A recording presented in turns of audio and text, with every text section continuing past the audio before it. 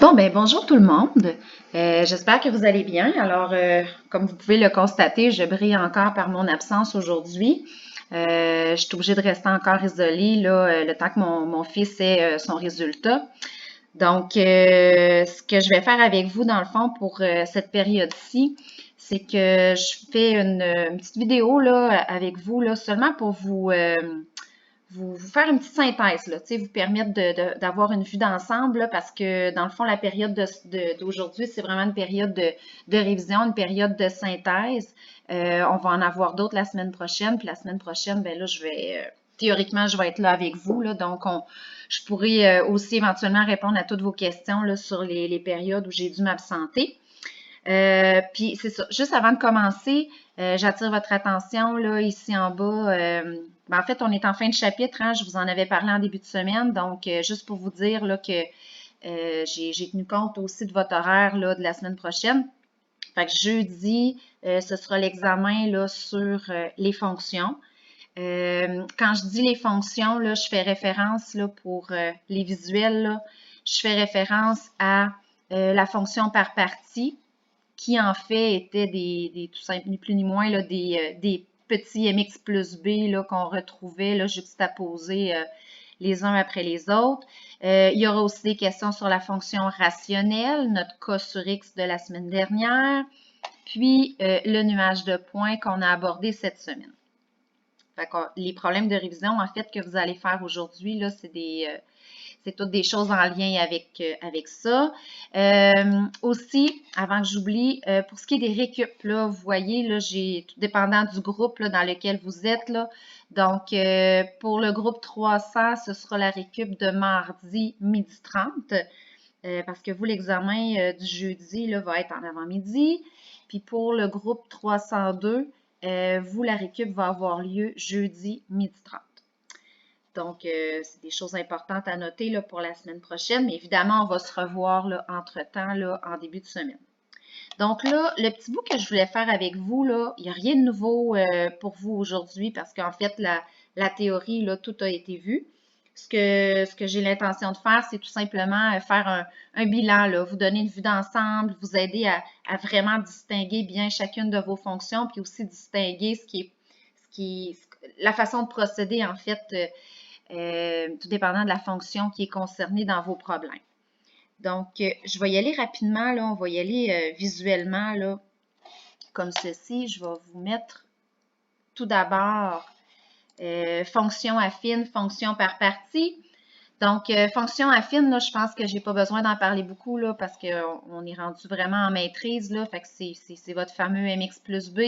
Fait qu'il faut juste se rappeler des différentes stratégies. J'en dis pas plus.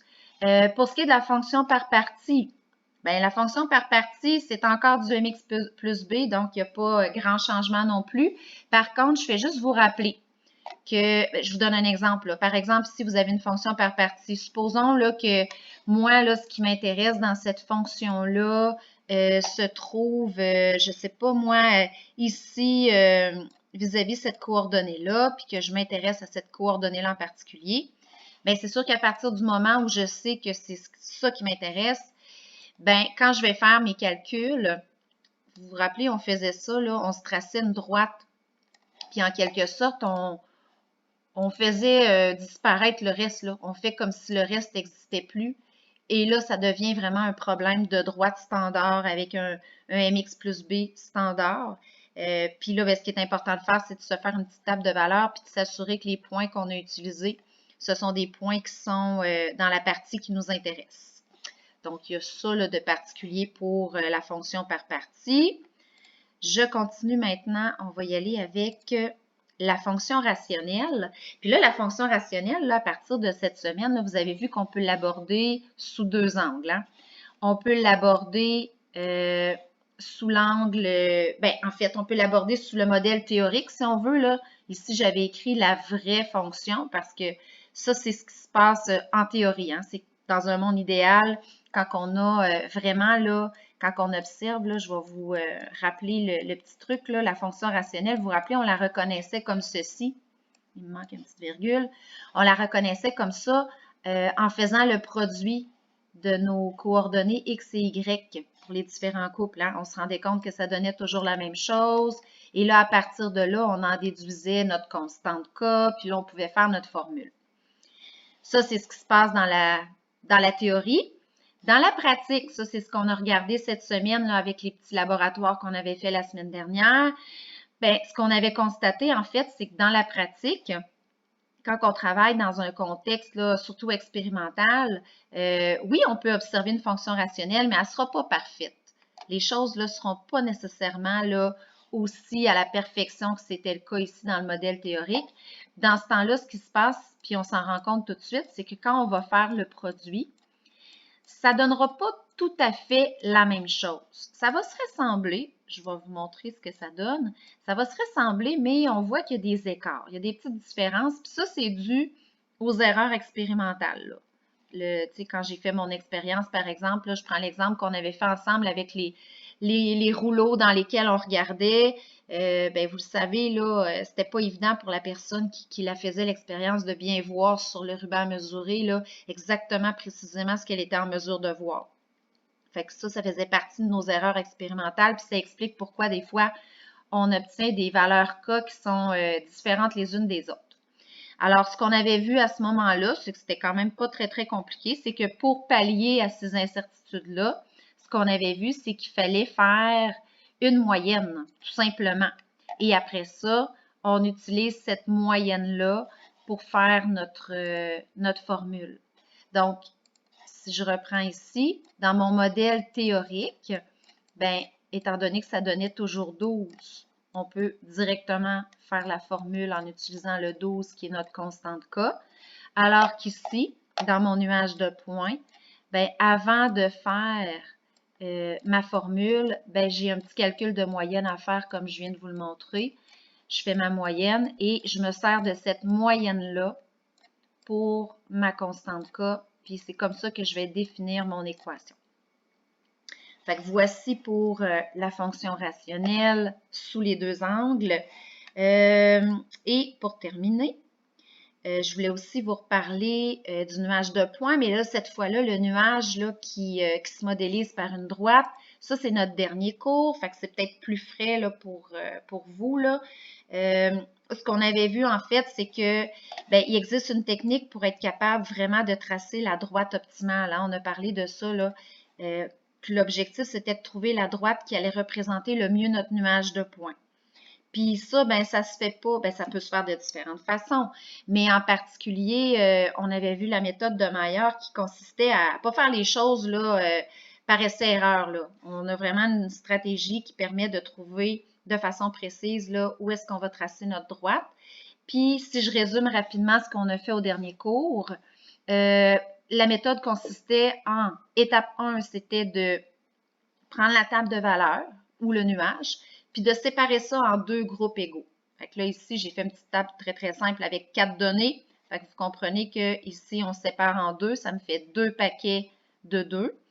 Et une fois que ça, c'est fait, là, on va aller chercher nos points moyens. Fait qu'il y a encore le concept de moyenne dans la technique ici. On va chercher nos points moyens.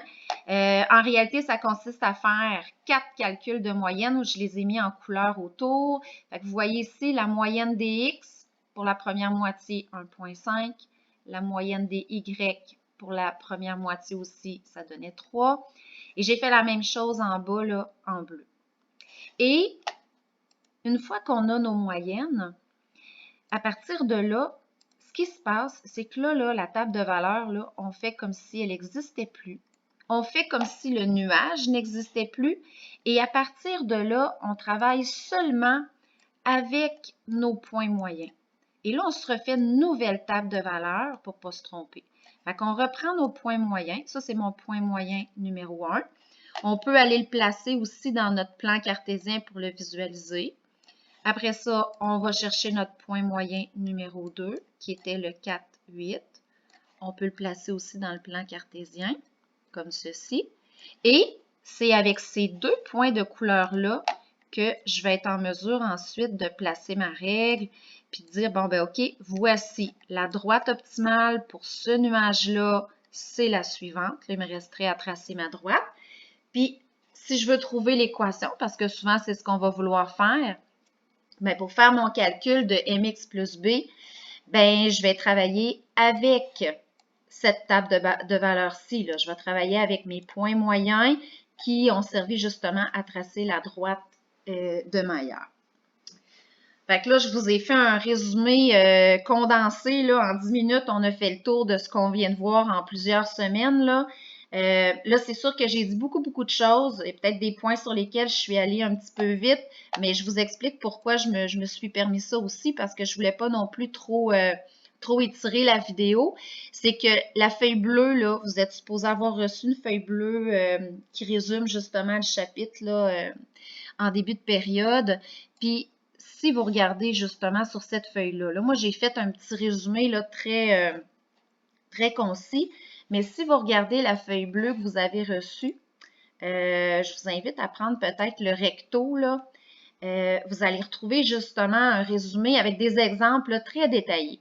Donc, si vous regardez là, sur votre feuille bleue au recto, vous avez du côté gauche un résumé pour la fonction affine. Donc, voyez-vous, vous avez la droite, vous avez la fonction par partie.